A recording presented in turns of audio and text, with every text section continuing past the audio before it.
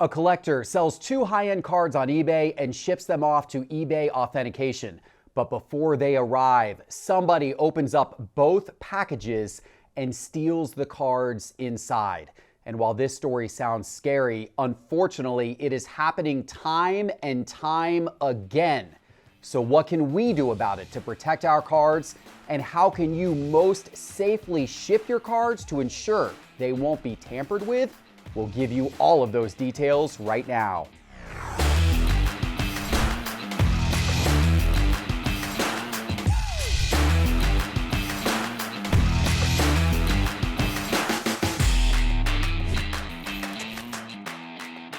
Hello, sports card investors, and welcome to another episode of Cards on the Table. Teapot, Haley, great to see you in here today. Likewise. The sports card hobby is booming. You're getting all kinds of people in your breaks on Cards HQ breaks on whatnot. We're seeing prices go up in market movers. The TCG card industry, Pokemon's booming.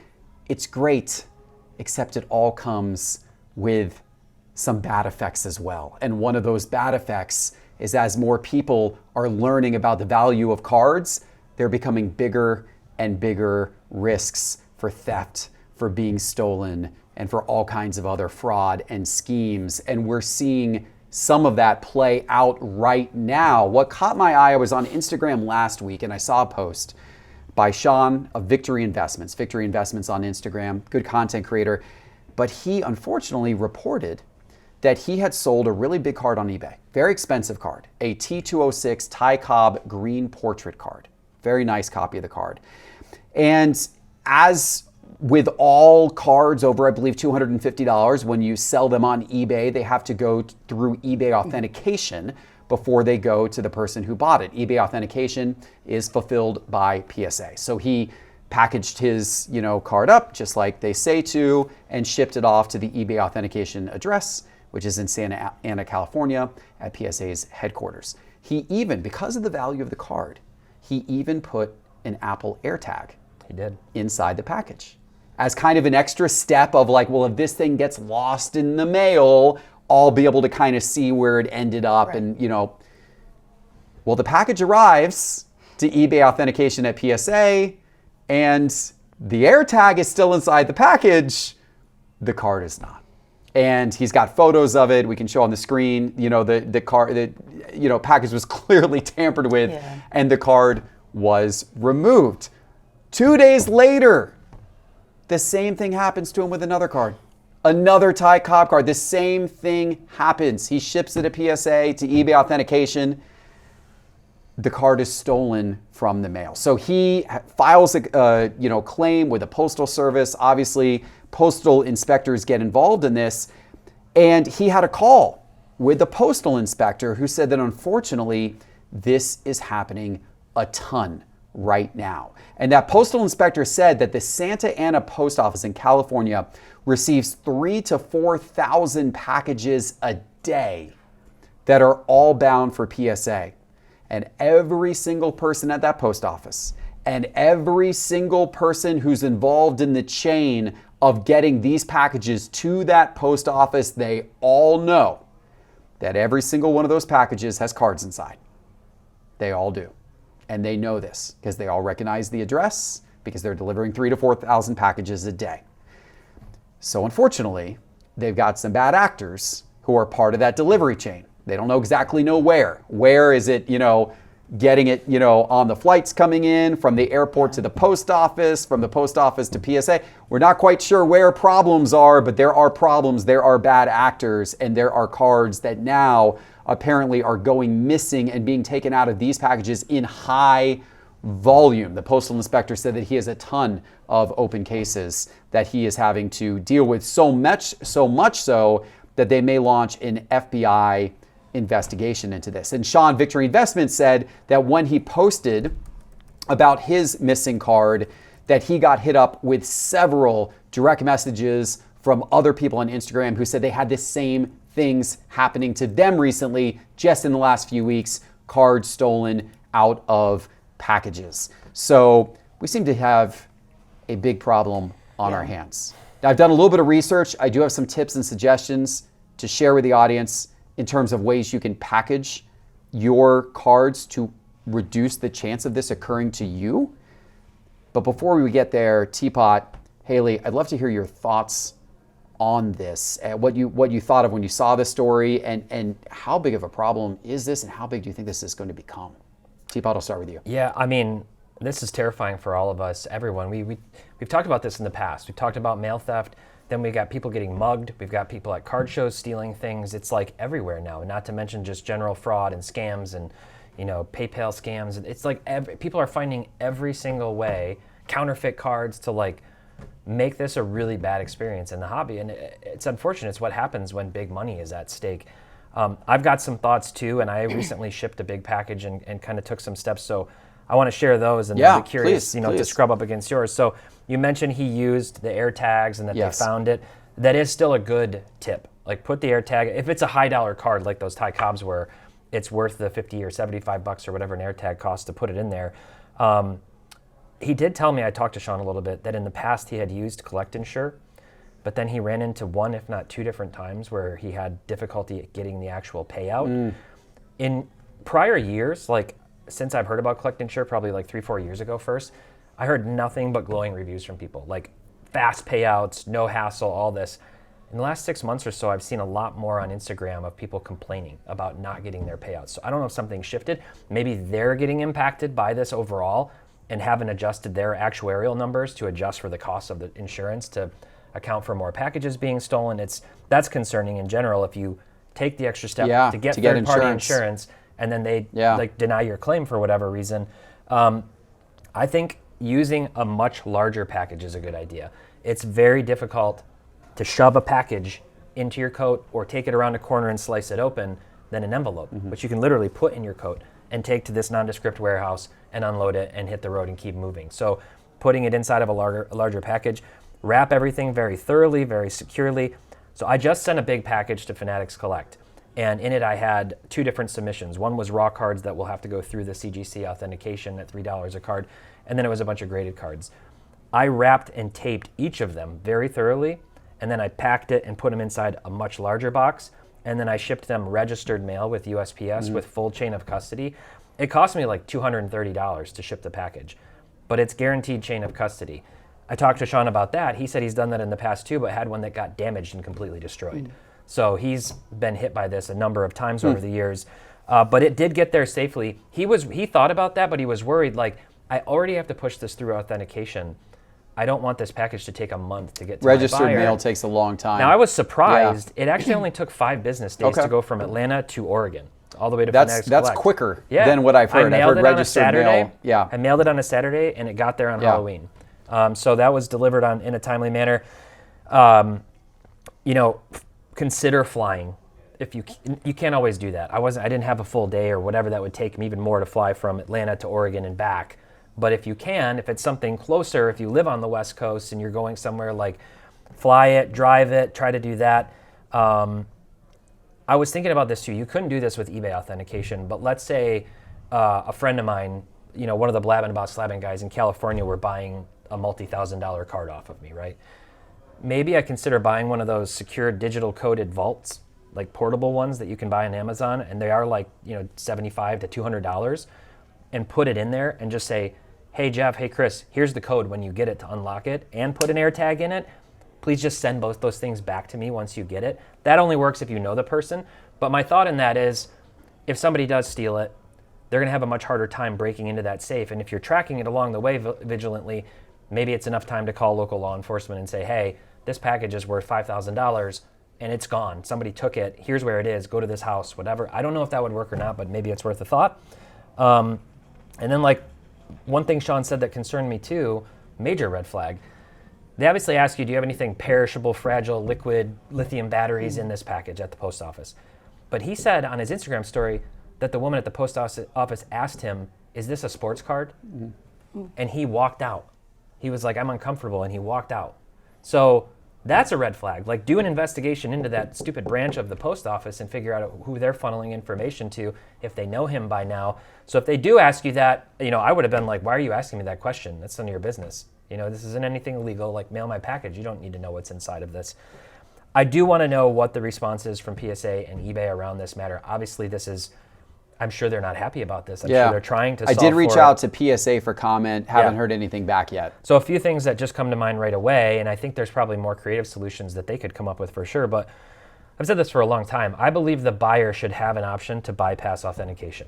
If you buy the card, you make the decision. Do you want it, you're at the time of checkout, authenticate, yes or no? Free to you, but if you're worried about, if you know about this, things going to PSA and getting stolen and you really want the card, just skip the authentication. It's already graded card, And then the other thing is there a way for eBay to work with USPS to get an even greater discounted insurance rate on items? Since they're the ones losing the packages. Like work out a deal. Hey, we've got 3,000 cards a day worth of volume being mailed to this location and then mailed again, where you guys are double dipping into the shipping cost of this. Help us help our consumers, and maybe eBay can even give a little bit of a fee discount rate on higher rated. I don't know. Creative solutioning to just make it work a little bit better. Obviously, you have the proof of the sale and what the card costs, but this is really disappointing. It's a challenge, and I feel for PSA and eBay because this is beyond their control. Correct. Like there's nothing they can do if the Postal Service is having issues coming to them. That is not their people. That is nothing they can do. At the same time, it impacts their customers. And if this continues to happen to a high degree, it's going to sour their customers from using their marketplace and their services. So that it's a challenge for them, even though there's nothing that they can directly, affect with it. But creative solutions, I think, are good ones. I'm sure. I know in the past when PSAs had issues like this, there was an issue they had with, I believe it was UPS Ground a couple of years ago, and Nat Turner even went on to Twitter and publicly stated that they were having the issue and said that they were working with investigators from UPS at that time on that issue. So I'm sure they're taking a proactive approach, but it's ultimately the post office got to figure this out.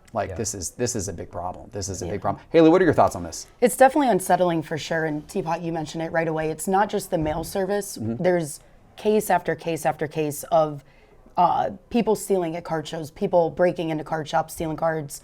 In terms of the Postal Service, it does not give you confidence as a collector, as a seller to send cards, sell cards, buy cards.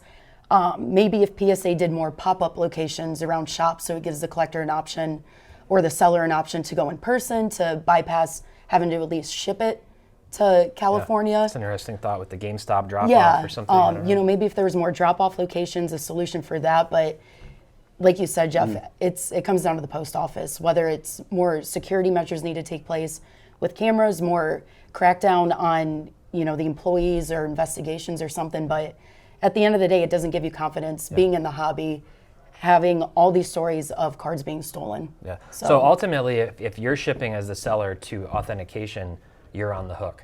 Once it hits eBay, PSA's hands, they assume the responsibility. Yeah, then they assume the responsibility. But it's got to get there. It's got to get there. Correct. They'd have to figure it out. I don't know if they have the right financial motivation to do this between PSA and eBay, but I do like your idea of getting creative. There are GameStops all over the place, or even other locations where it's like, can we leverage our network of dealers and other things?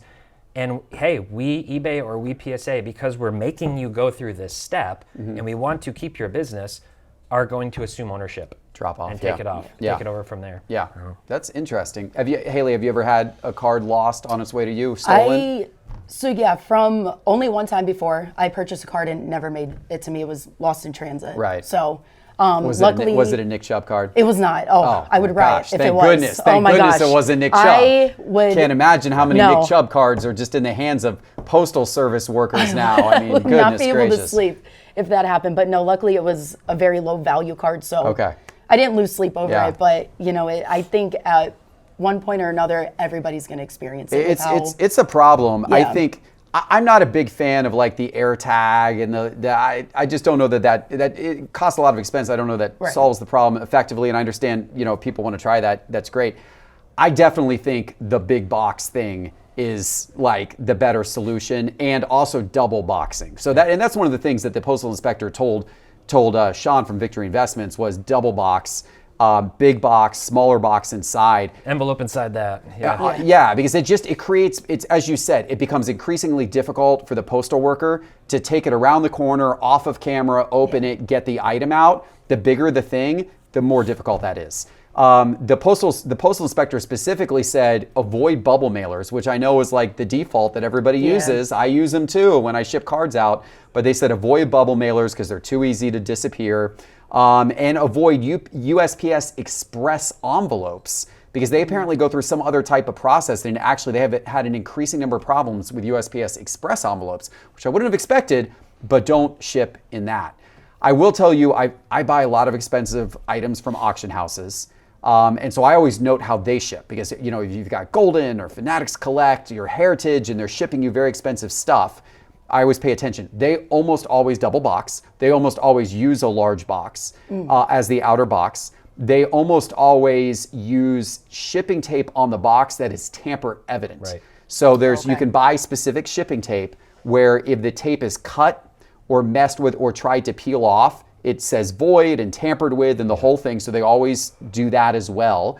And then the other thing they do is if it's very valuable items, they always ship them via FedEx Priority Overnight, which is the most expensive form of shipping. But I have had some people from the auction houses tell me that method of shipping has the lowest rate of loss and other types of incidents because it goes through the least hands. That method, because it's priority overnight, it lingers there for the least amount of time. I did a little bit of research to look for other tips that professional shippers have. And along those lines, one said if you're shipping postal service, ship at the beginning of the week. You don't always have this option. Obviously, depending on when your item sells on eBay, sometimes you have to ship it. But if you have the option, ship on a Monday or a Tuesday, because then the item will arrive by the end of the week. More theft can occur over the course of the weekend because that's when the items sit in the warehouses. They stall over the course of the weekend. The longer the item is not being, progressed, the more chance there is for something to go wrong. So, and that's why shipping with a quicker delivery time is typically better because you're reducing the amount of time that there's just opportunity for something to happen with that item. Obviously, signature confirmation. I was going to recommend insurance, but I wasn't aware of those issues you've heard recently with Collect Insure. Yeah. There are other providers. Shipsurance is another one. There's others out there as well. If you ship through a service like Shippo, they offer their own insurance as well. I don't know how any of those are personally, but I know there are options. And when you're going to drop off the item, drop it off to somebody who's going to scan it. Don't just put it in a post office box. Make sure that first scan occurs right away. And document everything. Photos of the card, photo of the package, photo of the shipping label, photo of it being dropped off, because that way if something does happen, you got full proof. Right. Hey, this was the whole deal, in terms of how that went out. So I think I guess it's on us as collectors to take those types of preventative measures. They may not be perfect. None of what you said or I said or you said is necessarily going to prevent a card from getting stolen, but hopefully it will reduce the likelihood of it down substantially. And really that's all we can do. And hopefully hope that the Postal Service gets this kind of stuff figured out. All right, I'm curious for our audience out there, have you ever had problems with this type of thing happening to you? Let us know in the YouTube comments. We got some more big stories to talk about. We got a big lawsuit against Panini to talk about. We've got a huge sports card coming to auction that might set a record. And we got to talk about what's going on with the recent football rookie class and some of those card prices not going in the right direction. But first, let's rip a couple of Arena Club slab packs. This is the fun part of the show. We're going to rip Arena Club slab packs, promo code SCI for 20% off your first Arena Club slab pack. Teapot, let's open yours first. I think we all did football today. I did football. We were in a football mood. Teapot, these are Emerald packs by Arena Club. Football. What did we get got there? A Tiger. Who is Tiger that? Stripe. Brian Thomas Jr. Oh, wow, okay. Tiger Stripe rookie. Those are popular. Nice those Tiger are Stripe. desired cards. Yeah. And I know he's teamed up with one of your favorite players in the NFL, Trevor Lawrence. Is he? How are they doing? This guy over here is a giant Trevor Lawrence fan, right? Am I right? I think he seems like a nice guy. Yeah. Okay. All right, Haley. Come on. Let's get Haley a little Cleveland Brown here. Who do we got? Oh, baby. Oh, wow. That's solid. Oh, wow. Wow. I love those Oh, contrasts. wow. Nice Tom Brady there. Haley, that's better than I'm the starting to Cleveland think I Brown. need to switch seats after is, Lechner's yes. hit the last Seriously, time and after that's a this. great I think card. it's the C. That's Yeah, the C. I think it's the C. Yeah. That's a short print from Obsidian. All right, That's who nice. did I get? I also did an Emerald football slab pack. Hometown wow, boy. there we go. Didn't you get Hometown something, boy. like, local relevant last I time, did. too? I Yeah, did. look at I've you. hit all That's kinds of nice. hometown ones in the All right. slab packs. Hit Mr. Chipper Vic. Jones before. I hit. Who did I hit? I hit. Drake London or No, I hit Kirk Cousins last. Vic I hit Cousins. Kirk Cousins. So Yeah. now I got Michael Vick. I'm just Nice, getting all the hometown. Atlanta people Come to here. trade night. That's pretty cool. All right, guys, grab your own slab pack right now. They're available in all kinds of different price levels on arenaclub.com or download the Arena Club app. Promo code SCI for 20% off your first slab pack purchase. All right, let's talk about this lawsuit, Teapot and Haley, between Wildcard and Panini America. So Wildcard is one of these card manufacturers that operates a little more on the fringes. They deal with like unlicensed cards, but they put out some nice looking products. They get some big names. They were doing at the National, they were doing a big promotion with Lamine Yamal cards, which my son Harrison was very excited about. He bought a Wildcard Lamine Yamal pack. So they have some cool athletes that are involved and some cool card designs. Well, they have just tossed a hammer down on Panini America. They have filed a federal antitrust lawsuit alleging that Panini pressured distributors and manufacturers to stop doing business with Wildcard, effectively choking off the company's 2021 relaunch in the football and basketball card markets. And specifically, they said that there was a distributor meeting at Panini's Dallas headquarters in late 2021 where Panini's head of hobby sales allegedly warned the distributors who carried Wildcard that they would face consequences such as future allocation reductions for carrying Wildcard. And Wildcard alleges that within weeks of that meeting, 4 distributors cut ties with them. And they also allege that Panini influenced a specialized printer to abandon Wildcard, forcing product delays and quality issues. Now, this is all a little bit ironic because Panini right now is suing Fanatics for antitrust, alleging that Fanatics has been doing similar types of things where Fanatics is kind of messing with Panini's business and ability to print and distribute and all that kind of stuff. Well, guess what? Now Panini's being accused of it by Wildcard. Now, none of us are attorneys, so we can't speak to all the legal in and outs of this, but we are collectors. So from that perspective, Teapot, when you saw this news, what was your reaction? My first reaction was that we recently heard that Panini is open to offers to buy Panini. Yes. And then you go and embroil yourselves in yet another lawsuit. Does that make selling a company easier if you have many open lawsuits? No, this would be very bad timing for them in I, terms of trying to sell and get served with this. Yeah, so like I don't know, like who's calling those shots or who's making that decision. I don't know if that's like sign you're backed into a corner at this point and trying to. That's what it feels like is like another power. Well, play. they're getting sued in this case, so That's they what I'm saying. didn't have any. No, but they're ability getting sued for the decision to like flex Oh. and say stop carrying Wildcard I or see. we'll cut your license. Right, like, cut you off right. at the knees. Right. So doing that in the first place. yeah, I see that's what like you're saying. that's like a move. So Yeah. you know, the bigger picture, like think about competition. This comes up time and time again. People say, you know, antitrust, anti-monopoly in general. Wish we had like back in the 90s when we had Fleer and Upper Deck and Topps all making cards, as well as others. I do find myself, in a sense, wishing for competition because usually that breeds success and more choices and just better overall pressure across those companies to deliver and give good value to the consumer. But I do also think back to the 90s and the fact that you had those companies all competing with each other and all of them overproduced to try to get their piece of the pie, and it led to basically a hobby collapse. Fleer went bankrupt. We saw a lot of stuff wind down. People lost interest. I think there was overwhelm. There was far too much supply. It took a few years, but people realized that they weren't getting even close to the value out of the boxes, which sometimes, we have issues with that today. It's a tough nut to crack. So if we had, let's say, Panini and Upper Deck and Topps and Wildcard and Leaf, all with fully licensed products today, maybe that sounds great because you have your preference of those, but it also creates a real crisis. There's already tons of products within the licensed manufacturers right now that are very confusing to people that are coming into the hobby or even those who have been in for 5-10 years. They're just like, what's this new product that just came out? I don't know anything about it. So there's a lot I would like about it in theory if we had it, but the hobby is already very complicated, and I think that's enough with like one manufacturer. So I get the concern. I know why people say it. I do wish there was more competitive pressure across the companies to execute, but I don't think it's like the panacea that everybody thinks it might be either. Yeah, interesting. Haley, your reaction to all of this? Yeah, I think it's definitely interesting, especially when you take a company that had the license against a company that doesn't have a license. That kind of competition in itself is interesting.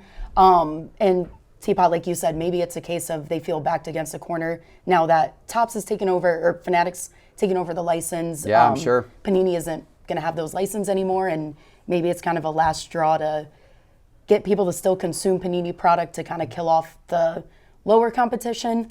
I was at the Dallas Card Show and actually saw one of those wild card, I forgot what it was called. It was like a Baker Mayfield wild card. Okay. Saw it in person for the first time, one of those cards, and I thought it was so cool looking. Yeah, they're nice cards. Really cool they looking. Do. Nice card designs.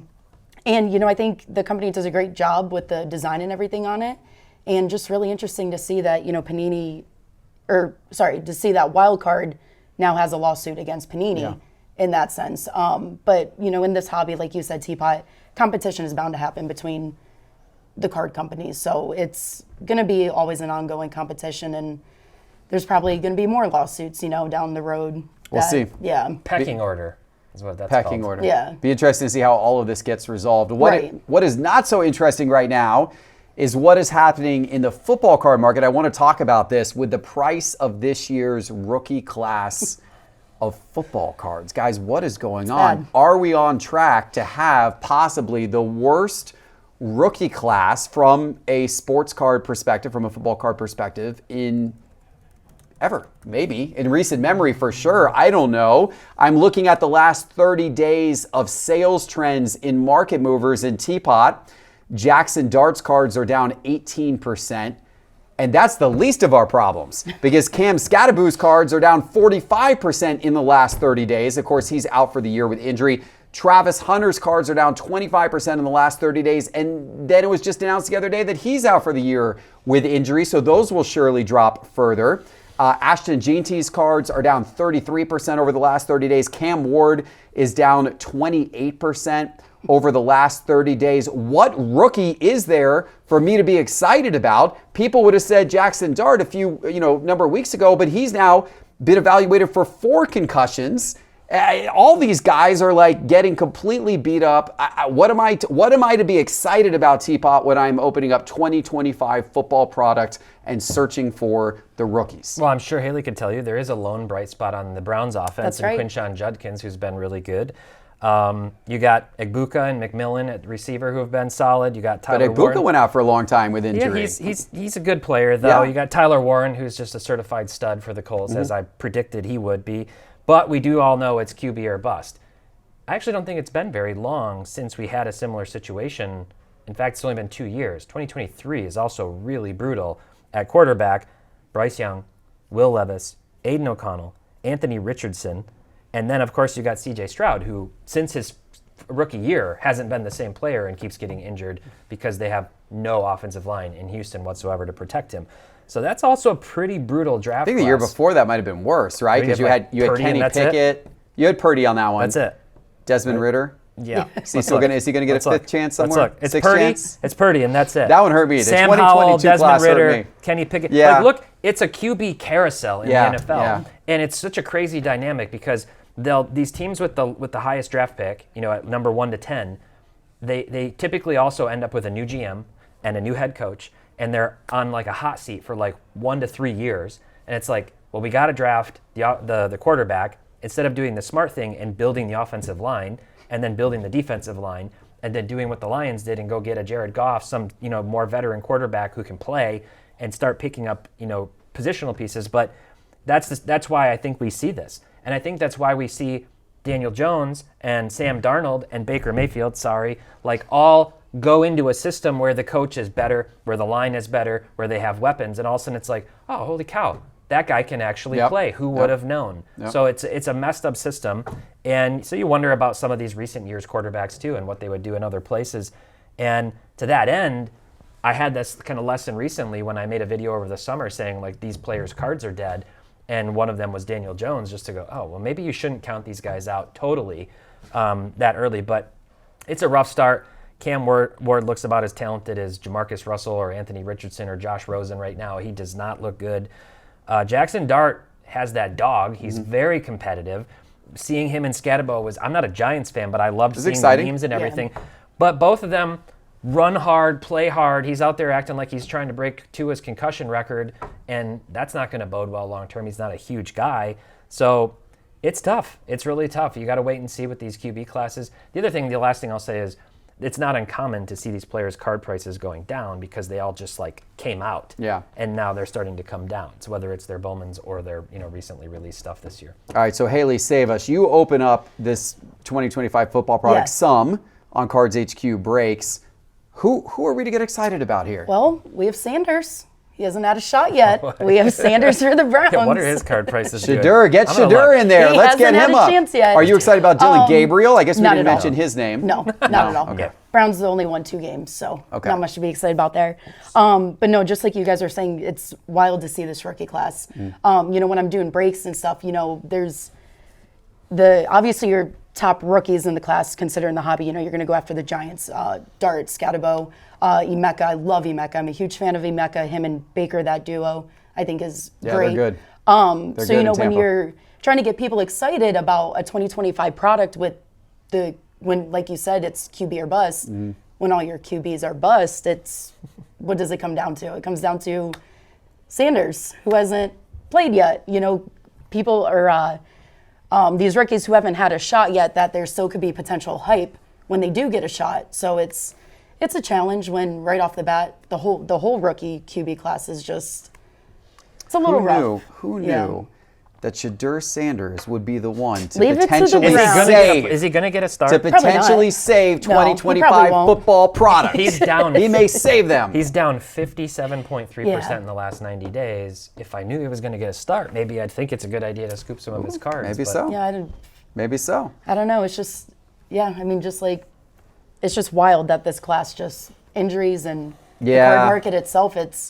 I feel like it might be an example of, people buying right into the hype right at the beginning. Yeah. All it takes is one game for these players and it just crashes. All right. Well, better luck to them as the season goes on. Exactly. Good luck, by the way, to the seller for our final story today of this 2003 exquisite Michael Jordan, Kobe Bryant dual 1-of-1 logo man. I am shocked that this card is coming up for auction. It is owned by Nat Turner. We have seen the card on our show before, featured on our Slabs program when we did a collection tour of Nat Turner's cards. Nat Turner must have seen that the 2007 exquisite Michael Jordan, Kobe Bryant 1-of-1 dual logo man, that one has autographs. He must have seen that one recently set the all-time high sports card sales mark in history, selling for $12.9 million. And he's probably sitting there thinking, well, I got the 2003, which is the first year of exquisite, the first year there was ever dual logo man cards, and he's sitting on the Michael Jordan, Kobe Bryant first year dual logo man. Now that one without the autographs, the other one had the autographs, this one without the autographs. And apparently he took enough of that auction result to say, maybe it's time that I put mine out and see what I can fetch for mine and take some of those profits and invest them elsewhere, because that is apparently what's happening. I haven't had this confirmed by Nat himself, but Heritage posted that card had been consigned. It was in fact the card, definitely from Nat's collection, that I saw last year. And there's now some stories on social media about this, about this being consigned. So this is apparently going to auction in December at Heritage. Teapot, are you expecting another 8-figure type result on this card, or what do you think the significance of this one going to auction is? I would say almost guaranteed, yes. Okay. I feel really confident, because when you start to get to this level, this caliber of card, you for sure know who the players are in the mix. We saw Shine and Kevin O'Leary and Secure Collectibles buy the other one. I would be shocked if they're not the ones at the end of this propping up yet another record-breaking sale and then putting it into their Wonder Shine Index and having it show 25% appreciation within 2 months like they did the other card. I don't know how that's being calculated. So it's a fascinating case study to see, what do people care more about, first or the card with the auto, right? Like they're two different, one's objectively should be better with the autos, but we know the price premium that people put onto first years of different products, whether it's Exquisite or Prism or other things of that nature. So it's a crazy card. You saw it in person. We'll be monitoring it. Does the sale mean a lot for the sports card hobby overall? I don't really think so. It means a lot for the high-end market, potentially, but we know there's more business money coming into this, of people thinking about these things as true long-term investment assets. And when you're talking about a card like that, it probably makes sense that it is. Yeah. Haley, what do you think? Yeah, with it being the first logo, I think you guys are right. I think it's either going to match that one sale price or going to exceed it. I kind of put it into the perspective, if I had both cards in front of me, everybody loves an auto. I think auto is a clear choice. But me personally, I think I would want to go after the first ever logo, just to kind of have that piece of history in my collection. I think these two cards are also an example of how much money is in the sports card industry that I don't think people realize. And I think, it's like we said earlier, I think it's definitely going to probably match or at least go over that previous price. Yeah. It's going to be fascinating. I hope they don't mail it in an envelope. Oh my gosh. Yeah, hopefully they Hopefully do a it's double secure box. job of mailing that. Yes. And don't USPS that thing in a little bubble mailer. Plain white envelope. That's my suggestion to them. All right, guys, I hope you enjoyed today's episode. If you did, please give it a like and subscribe, and go get 20% off your first Arena Club slab pack. Download the Arena Club app, and it's promo code SCI. Thanks for watching. We'll see you soon with our next one. Take care.